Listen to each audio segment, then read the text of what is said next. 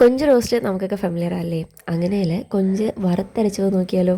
നന്നായിട്ട് വാഷ് ചെയ്ത കൊഞ്ചിലേക്ക് ആവശ്യത്തിനൊപ്പം മഞ്ഞൾപ്പൊടിയും ചേർക്കാം. ഇഞ്ചിയും വെളുത്തുള്ളിയും ചതച്ചത് അതിലേക്ക് ഇട്ട് കൊടുക്കാം. കുറച്ച് വെള്ളം കൂടെ ചേർത്ത് കുക്ക് ചെയ്യാനായിട്ട് അത് അടച്ചു വയ്ക്കാം.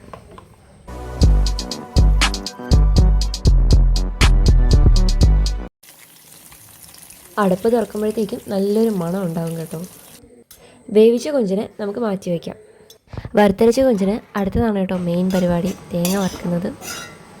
തിരികിയ തേങ്ങ എണ്ണയിലിട്ട് നന്നായിട്ടൊന്ന് വറുത്തെടുക്കാം. പൊതുവെ വറുത്തരച്ച് വയ്ക്കുക ഇച്ചിരി ടൈം കൺസ്യൂമിങ് ആണെങ്കിലും അത് കഴിക്കുമ്പോൾ അതിന് വേർത്തിയായിരിക്കും കേട്ടോ. ഒരു ഗോൾഡൻ ബ്രൗൺ കിട്ടുന്നത് വരെ നമുക്ക് നന്നായിട്ടത് വറുത്തെടുക്കാം.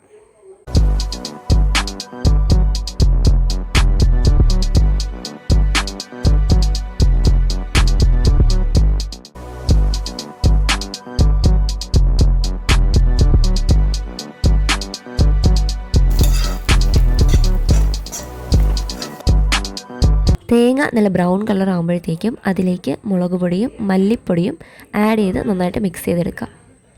നന്നായിട്ട് മിക്സ് ചെയ്യാം കേട്ടോ. തണുത്ത ശേഷം മിക്സിയുടെ ജാറിലേക്ക് മാറ്റി നന്നായിട്ടൊന്ന് പൊടിച്ചെടുക്കാം. അപ്പോഴത്തേക്കും നമുക്ക് ആവശ്യമായിട്ടുള്ള കുഞ്ഞുള്ളിയും മുരിങ്ങയ്ക്കയും മുളകും അരിഞ്ഞു വയ്ക്കാം. അടുത്ത പരിപാടിക്കായി നമുക്കൊരു പാൻ എടുക്കാം കേട്ടോ. പാനിലേക്ക് എണ്ണ ഒഴിക്കാം. എണ്ണ ചൂടാകുമ്പോഴത്തേക്കും വറ്റൽമുളക് ഇടാം. വറ്റൽമുളക് ചെറിയൊരു ബ്രൗൺ കളർ ആകുമ്പോഴത്തേക്കും കടുക് ഇട്ട് കൊടുക്കാം.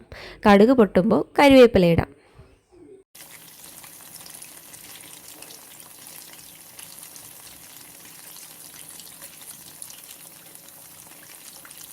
ചെറുതായിട്ടൊന്ന് ഫ്രൈ ആകുമ്പോൾ നമ്മൾ കട്ട് ചെയ്ത് വെച്ചിരിക്കുന്ന മുരിങ്ങയ്ക്കയും കുഞ്ഞുള്ളിയും മുളകും അതിലേക്ക് ഇട്ട് കൊടുക്കാം. ആവശ്യത്തിന് ഉപ്പ് ചേർക്കാം കേട്ടോ.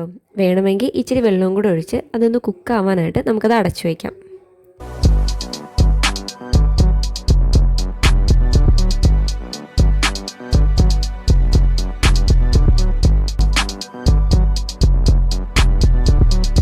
ഇടയ്ക്ക് അടപ്പൊന്ന് തുറന്ന് നന്നായിട്ട് മിക്സ് ചെയ്യാം കേട്ടോ.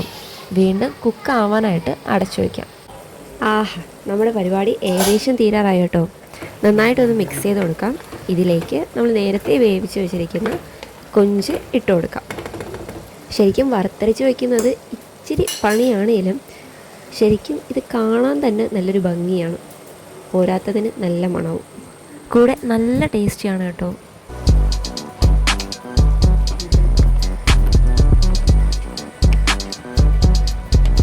അല്പം ഒന്ന് മിക്സ് ചെയ്തതിന് ശേഷം നമ്മൾ നേരത്തെ വറുത്തരച്ച് വെച്ചിരിക്കുന്ന തേങ്ങയും കൂടെ ഇതിലേക്ക് ഒഴിച്ചു കൊടുക്കാം.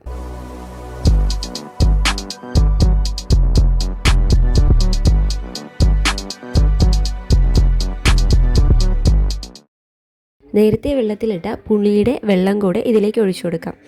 വേണമെങ്കിൽ ഇച്ചിരി വെള്ളം കൂടെ ആഡ് ചെയ്ത് നന്നായിട്ടൊന്ന് മിക്സ് ചെയ്യാം. കുറച്ച് നേരം കൂടെ ലോ ഫ്ലെയിമിൽ വെച്ചിട്ട് നന്നായിട്ടൊന്ന് കുക്ക് ചെയ്യാം കേട്ടോ.